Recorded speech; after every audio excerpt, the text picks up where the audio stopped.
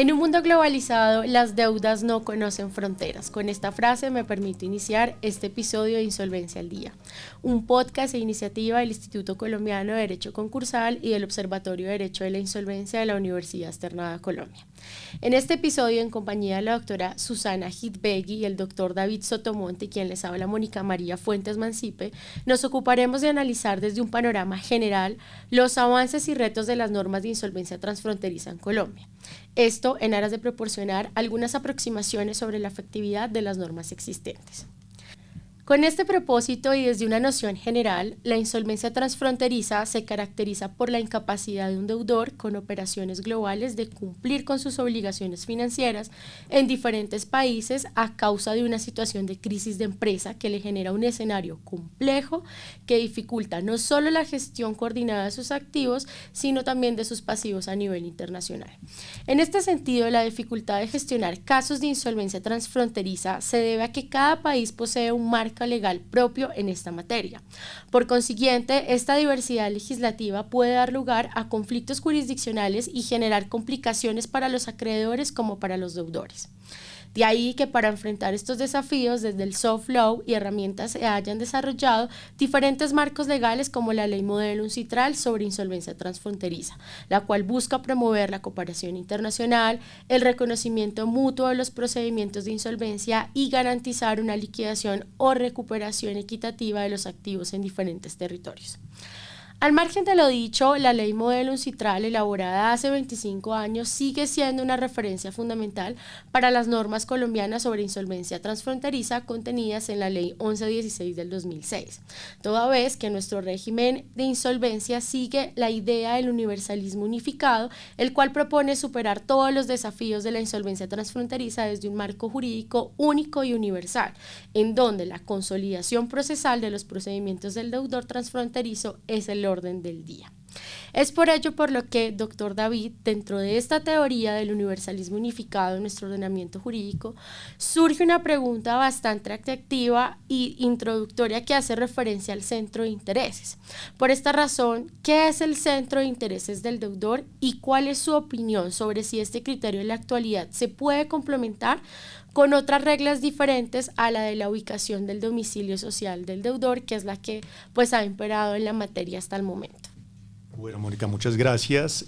Un saludo para ti, un saludo para Susana, quien nos acompaña remotamente. Creo que debemos partir inicialmente por recordar qué es lo que quieren las normas de insolvencia transfronteriza para poder descender al concepto de centro principal de los intereses. Las normas de insolvencia transfronteriza son, si se me permite, unas normas de contenido más procesal que sustancial.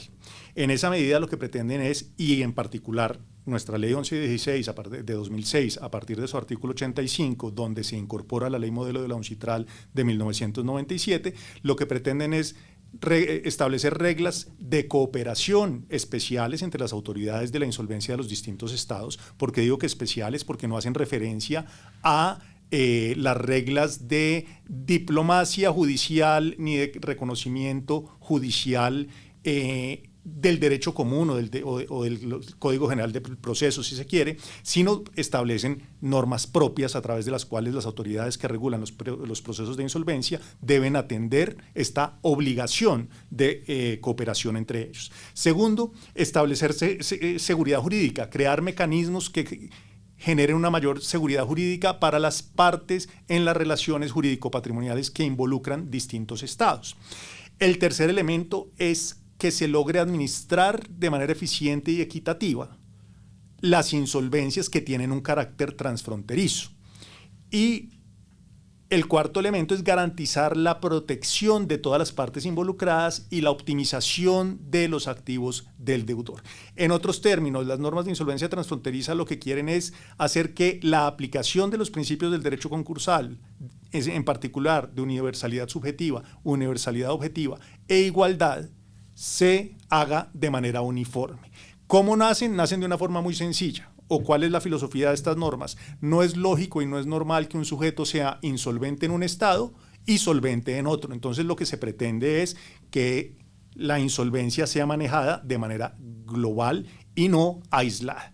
De ahí surgen las dos teorías, una de las que tú nos has mencionado, la universalidad, la otra la territorialidad. La universalidad hace referencia casi que a que tenemos que tener el derecho concursal unificado, no solo armonizado, sino unificado en todo el mundo, y la territorialidad es que en cada estado habrá un proceso sin comunicarse con los otros estados y los otros procesos. Nuestra ley, que acoge a la ley modelo, se ubica en la mitad de estas dos vertientes a través de una tendencia ecléctica o intermedia, donde se permite que existan varios procesos, pero uno de ellos va a ser el proceso principal. Y ahí es donde el criterio del centro principal de intereses del deudor entra en juego. ¿Qué es el centro principal de intereses del deudor? No es otra cosa que el mecanismo que se ha escogido desde hace muchos años a hoy y que ha venido evolucionando permanentemente para saber cuál es el lugar donde se va a adelantar el proceso de insolvencia principal. ¿Y en qué consiste? Consiste en que esto va a ser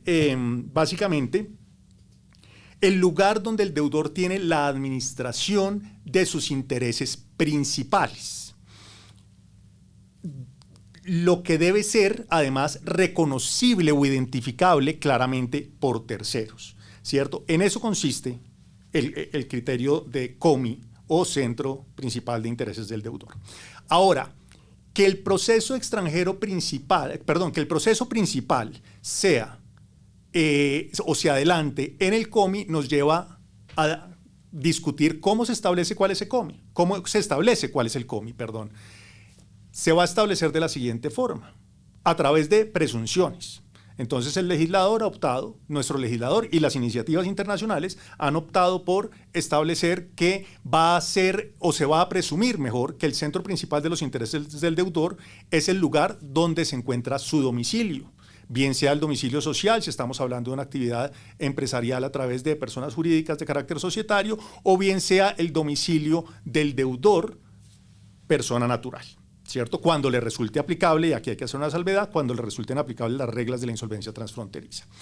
En esa medida, tu pregunta era, y para concluir, ¿es solo el COMI el elemento relevante para establecer dónde va a quedar el procedimiento principal? Es el mecanismo que hemos elegido a hoy. Ha evolucionado. Antes se hablaba del centro principal de los negocios, hoy hablamos del centro principal de los intereses, ¿cierto? Y muy probablemente se tenga una nueva evolución. Lo cierto es que hay que tomar para determinarlo muchos elementos en común que creo que satisfacen un poco hacia donde iba tu inquietud. Y es que yo tengo que tener en cuenta la sede social, pero también tengo que tener la administración central de los negocios que normalmente no está en la sede social. Pensemos en un caso como el de Avianca, donde Avianca, hasta donde recuerdo, estaba domiciliado en Barranquilla, ¿cierto? Pero aquí no estaba la administración de sus negocios, en Barranquilla no estaba la administración de sus negocios. Entonces, ¿dónde está la administración central? Es el segundo elemento. ¿Cuál es su lugar de operaciones? Tercer elemento. ¿Cuál es el lugar de sus principales activos?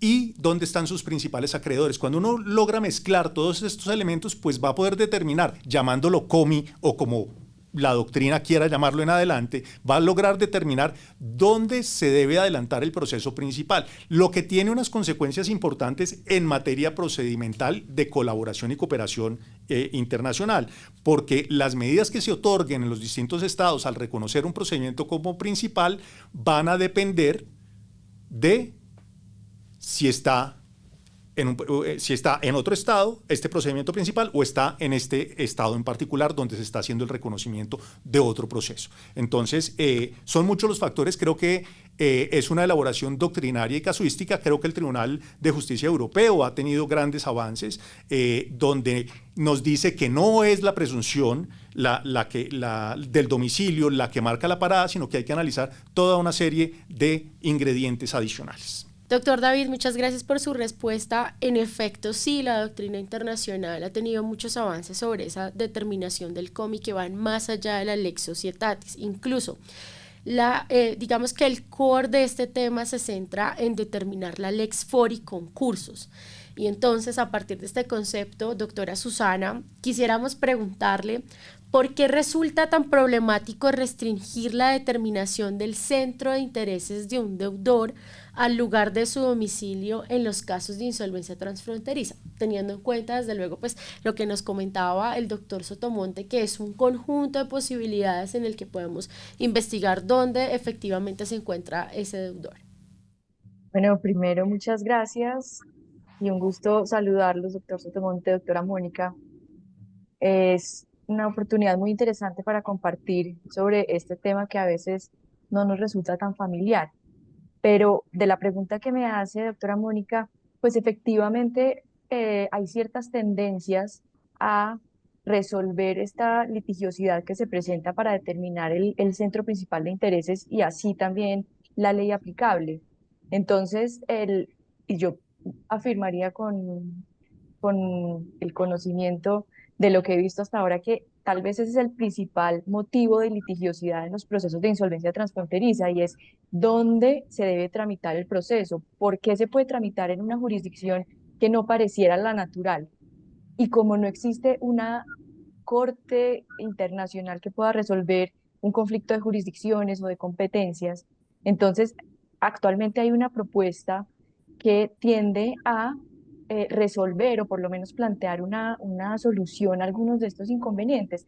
Algo así como en arbitraje, se está proponiendo por algunos académicos que exista una regla de compromiso, como escoger anticipadamente el fuero de la insolvencia. Por supuesto que esto resulta bastante novedoso y disruptivo, porque de alguna manera lo que se supone que ocurriría es que las sociedades en sus estatutos, por ejemplo, además de escoger una cantidad de cosas, escogerían cuál sería el foro de su proceso de insolvencia en caso de llegar a esta situación. Entonces, perfectamente una empresa colombiana podría incluir en sus estatutos que su eventual proceso de insolvencia se realizaría en Panamá o en los Estados Unidos. Ahora, esta propuesta pues tiende a resolver de manera directa o anticipada la litigiosidad que se pueda presentar, pero por supuesto ha recibido algunas críticas. Voy a hacer referencia a algunas de ellas y también a la réplica que se ha presentado. La más obvia es que esto se presentaría para que de alguna manera se escogiera de forma oportunista un foro que le resultara más favorable o a la empresa o a la industria. Por ejemplo, que anticipadamente se escoja el régimen de los Estados Unidos y las Cortes de Nueva York por una empresa colombiana. La réplica que se hace a esto es que el escoger un foro que resulte, por ejemplo, agresivo para cierto grupo de acreedores, principalmente para los acreedores sofisticados, pues se le cobrará a ese acreedor, a ese deudor, en el sentido en que se incrementarán sus costos. Es decir, un acreedor sofisticado no le va a prestar a una empresa que pactó, por ejemplo, un régimen de insolvencia en una jurisdicción muy remota, compleja, impredecible. Eso implicará o que no le preste o que le presten unas condiciones muy costosas. Entonces, de alguna manera se supone que esto se debería autorregular precisamente por esa circunstancia. Otra crítica que se hace es que de alguna manera puede quedar algunos acreedores vulnerables que no tienen la posibilidad precisamente de participar en esta gestión o que no tienen la manera de transferir su costo al deudor. Y ahí la respuesta que se ha dado es, igual ocurre en este momento, es decir, con lo que hay en este momento, donde el COMI se puede trasladar y se puede mover, igual esos acreedores aparentemente vulnerables o que de alguna manera están menos protegidos que los acreedores sofisticados, ya tienen ese problema. Luego, la propuesta de elegir el foro anticipadamente más bien les da la posibilidad de anticiparse a esas circunstancias. Entonces, esas han sido algunas de las respuestas que se ha dado y pues de alguna manera el problema que se presenta es que actualmente tampoco hay una manera de resolver, como les decía hace un momento, si hay un conflicto. Entonces, puede pasar y ocurre con cierta frecuencia que hay procesos que simultáneamente o deudores que simultáneamente están tramitando procesos de insolvencia en diferentes jurisdicciones y que pueden tener efectos inclusive contradictorios. Se ha buscado entonces tratar de llegar a una a una solución que en este caso sería concertada y anticipada, pero de alguna manera también se plantea una segunda, mejor solución por parte de estos académicos, y es que si no se pacta anticipadamente, de todas maneras se debería poder anticipar o pactar o establecer al momento de ir al proceso de insolvencia, y que no fuera un asunto de litigio. Y de nuevo vuelvo al paralelo con el arbitraje, porque en el arbitraje o está pactado anticipadamente o se pacta al momento de surgir el litigio. Entonces proponen esto como una segunda mejor solución, en el sentido de que se va a dar un poco más de seguridad jurídica y certeza a los participantes en ese procedimiento que eventualmente se va a producir. Por lo pronto, pues esta iniciativa aún no se ha desarrollado, y se han presentado muchos casos, incluyendo cuando se trata de un grupo de empresas, que las empresas ni siquiera tienen un domicilio, es decir, no se puede hablar del domicilio del grupo, y entonces es necesario acudir a criterios como el domicilio de la holding, o uno que se ha denominado como el lugar donde el grupo resuelve su situación, es decir, el proceso o el lugar donde todo el grupo va a recibir la solución. En el caso tal vez de Pacific, el procedimiento se tramitó en Canadá, donde estaba el domicilio de la holding, pero además allí se iba a dar el crédito, el deep financing, para resolver la situación. Entonces, de alguna manera es como una aproximación un poco más, tal vez práctica al respecto. Esa sería, doctora Mónica, mi consideración.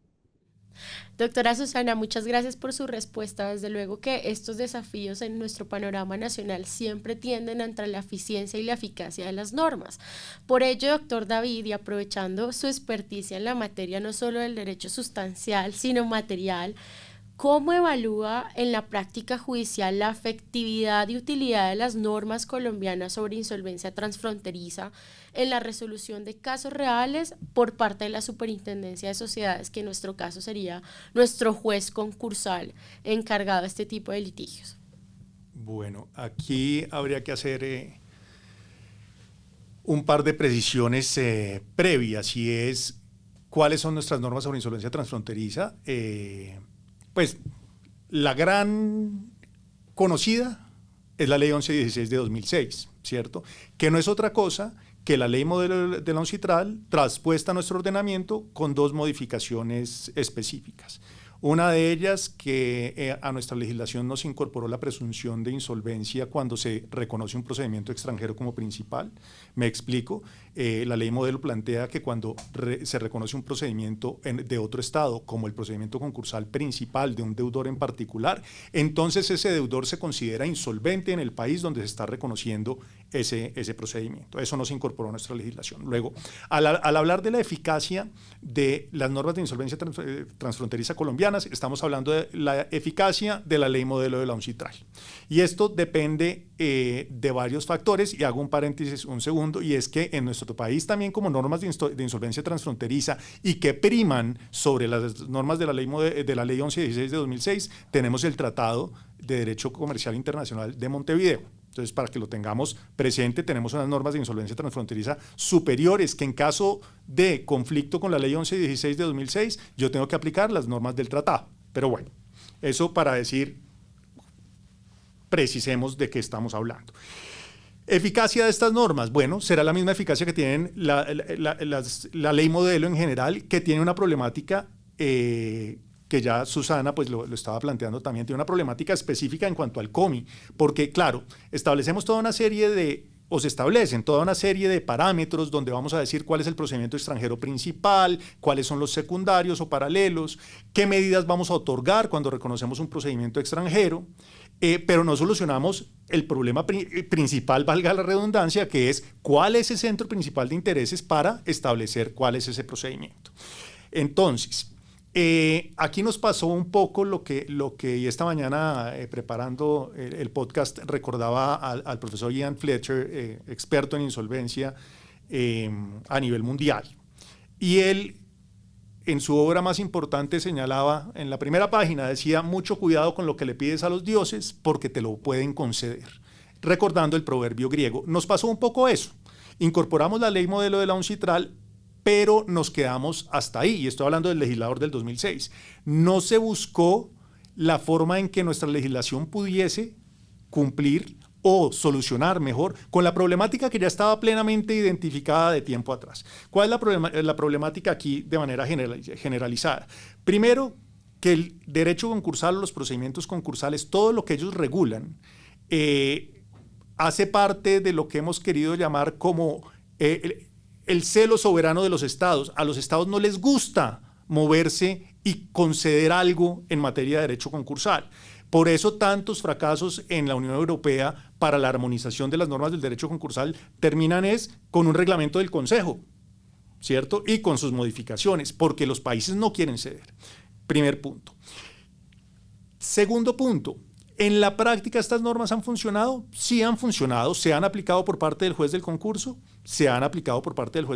Aquí tenemos varios casos de renombre, como podría ser el que mencionaba Susana de Pacific Rubiales. Hemos tenido también aquí discusiones frente al juez en torno a la insolvencia de un par de aerolíneas, y se han aplicado en mayor o menor medida ciñéndose a lo que nuestro ordenamiento pide. Digo en mayor o menor medida porque, como en todas las decisiones judiciales, pues habrá puntos discutibles o puntos no discutibles, pero se han aplicado con alguna precisión, y con la precisión deseable, digámoslo así. Se han aplicado, como yo leo la ley 1116, muy seguramente en todos los casos no, muy seguramente sí se han aplicado como alguien más lee la 1116, pero lo cierto es que deberíamos aprovechar todos estos vientos de reforma de los que se hablan para ajustar nuestras normas de insolvencia transfronteriza también. Y hago un llamado sobre la iniciativa que plantea Susana. No un llamado para descartarla, sino un llamado para recordar que durante mucho tiempo nos opusimos, por ejemplo, a que en la insolvencia se involucraran los mecanismos alternativos de solución de conflictos, más precisamente la mediación y el arbitraje. Y hemos tenido buenos resultados, o se tuvieron buenos resultados a través de los procedimientos de recuperación empresarial que vinculaban arbitraje y mediación a los procesos de insolvencia, ¿cierto? Esto para decir, no es descabellada esta nueva propuesta. Lo que pasa es que tendremos que ajustarla a nuestra cultura jurídica. ¿Por qué tendremos que ajustarla a nuestra cultura jurídica? Porque tendremos que preguntarnos, por ejemplo, el pacto, Susana lo mencionaba, el pacto estatutario del foro concursal, ¿es válido? ¿Es oponible a terceros? Para que así lo sea, entonces tendría que ser un pacto público, tendría que estar revelado, en nuestro caso, en los certificados de existencia y representación. Pero habría que medir si eso no resulta violatorio y construirlo de una forma que no resulte violatorio de los derechos fundamentales de los involucrados. ¿Qué derecho? Acceso a la administración de justicia. Y nos vamos a algo que también se había mencionado aquí. Se mencionó los derechos de los acreedores más pequeños, de los no sofisticados o no institucionales. Un pacto de estos puede ir en contra de ellos. Entonces, aquí el llamado es: ¿tenemos normas sobre insolvencia transfronteriza? Sí, afortunadamente. Segundo, ¿se han aplicado? Sí, se han aplicado, y se han aplicado de manera idónea en la medida en que los procesos han ido apareciendo. ¿Y por qué digo esto? Porque esperábamos con la aprobación de la ley 1116 de 2006, con su promulgación, que hubiese una cascada o una avalancha, mejor, de trámites de insolvencia transfronteriza, o de casos, mejor, de insolvencia transfronteriza, y pues tal avalancha no ocurrió, pero bueno, ha habido material para generar por lo menos discusiones. Tercero, hay que aprovechar los vientos de reforma para ajustar las normas, para hacer mucho más útiles y eficientes las reglas de los artículos 85 y siguientes de la ley 1116. Para terminar, esta ley está ideada, o las normas sobre insolvencia transfronteriza basadas en la ley modelo de la UNCITRAL están ideadas para relajar totalmente los procedimientos de colaboración y cooperación entre jueces. Entonces, no debería existir el temor, y no hablo de la Superintendencia de Sociedades nada más, el juez civil del circuito también es un actor aquí. No debería existir temor, por ejemplo, por parte del juez civil del circuito, de Bogotá de poner un correo electrónico a un juez de quiebras del estado de Nueva York para buscar algún tipo de cooperación. Las normas lo permiten. Las normas de la ley 1116 de 2006, que, reiteramos, la misma ley 1116 señala que prima sobre cualquier otra que le sea contraria. En esa medida, deberíamos aprovechar para que el mensaje del cambio legislativo sea: utilicemos las normas, que suficientes por lo menos hasta ahora son. Doctor David, usted menciona algo que es supremamente importante y creo que ambos a lo largo de su discurso lo han reiterado, y es la coordinación y la cooperación desde un enfoque procesal, no sustancial. Desde luego que cuando estamos en insolvencia transfronteriza tenemos que atender el financial distress de cualquier deudor, pero también de los acreedores. En este sentido, doctora Susana, y muy acorde a lo que nos comentaba el doctor David en un panorama general, ¿cuáles son los principales obstáculos que enfrenta Colombia al aplicar normas de insolvencia transfronteriza en un contexto globalizado, considerando pues los desafíos que ya hemos venido reiterando sobre la elección del foro y más aún sobre las limitaciones de cooperación internacional que hemos venido mencionando? Muchas gracias. Pues yo creo que esta pregunta se puede ver un poco más desde el lado tal vez brillante, y es: ¿qué se necesita para que Colombia sea un hub de insolvencia o un lugar atractivo para tramitar procesos de insolvencia? Y lo digo así de directamente porque de hecho hay países que lo han hecho con ese propósito. En Singapur existe una iniciativa que se llama Singapore Global Restructuring Initiative, promovida por la universidad, por una universidad en Singapur, de Management University, y el Ministerio de Justicia, donde quieren actualizar el régimen y volverlo un lugar atractivo, casi como un servicio. Es decir, Singapur es un país muy pequeño que se caracteriza porque su principal actividad son los servicios financieros. No tienen agricultura, industria, etcétera. Y una de sus iniciativas entonces es consolidarse como un hub, como un lugar atractivo para la región para tramitar los procesos de insolvencia. ¿Y esto cómo lo hacen? Entonces incluyen varias actividades, por ejemplo, promover muchos eventos académicos. De hecho, la iniciativa que yo mencionaba hace un momento sobre el pacto del COMI viene de un académico que está en esta universidad. Adicionalmente, pues se promueve contar con un sistema judicial del máximo nivel. ¿Eso cómo lo han hecho? Y me parece súper interesante. Han creado una corte especial donde es posible, donde ex jueces de los Estados Unidos ya retirados de insolvencia, muy experimentados, actúan como jueces en Singapur en los procesos de insolvencia. Adicionalmente, están involucrados con muchísimas de las organizaciones como INSOL, como el Banco Mundial, como, digamos, diferentes grupos de interés trabajando en lograr las mejores prácticas o identificarlas, y tienen iniciativas también. Entonces, creo que pues un tema importante es que el país tenga como propósito lograr digamos, un estándar o un nivel muy alto. David hablaba de el ambiente o la oportunidad que hay para reformas, donde pues uno podría revisar qué más se puede hacer para que el país sea atractivo como un lugar de la insolvencia. ¿Y por qué hablo de esto? Porque lo que hace que exista el forum shopping es que quieran irse a otro lugar a hacer su proceso de insolvencia, es que el lugar en donde están no resulta atractivo por diferentes razones, o para el deudor, o porque las reglas no permiten la flexibilidad necesaria para llegar a un acuerdo, o porque no se permiten las transacciones en los términos en que se necesita. Lo segundo que también resulta muy importante, además de tener ese propósito, es que se cuente con un sistema que ofrezca la seguridad jurídica necesaria, la estabilidad en la aplicación de las normas, en la utilización del sistema. Y acá tal vez me parece interesante hacer referencia a los Estados Unidos, porque es el lugar que, por lo menos para nuestra región, es el principal atractivo. ¿Y qué será tal vez lo que hace atractivo a Estados Unidos? Primero va a ser esa claridad, y es que no es todo Estados Unidos.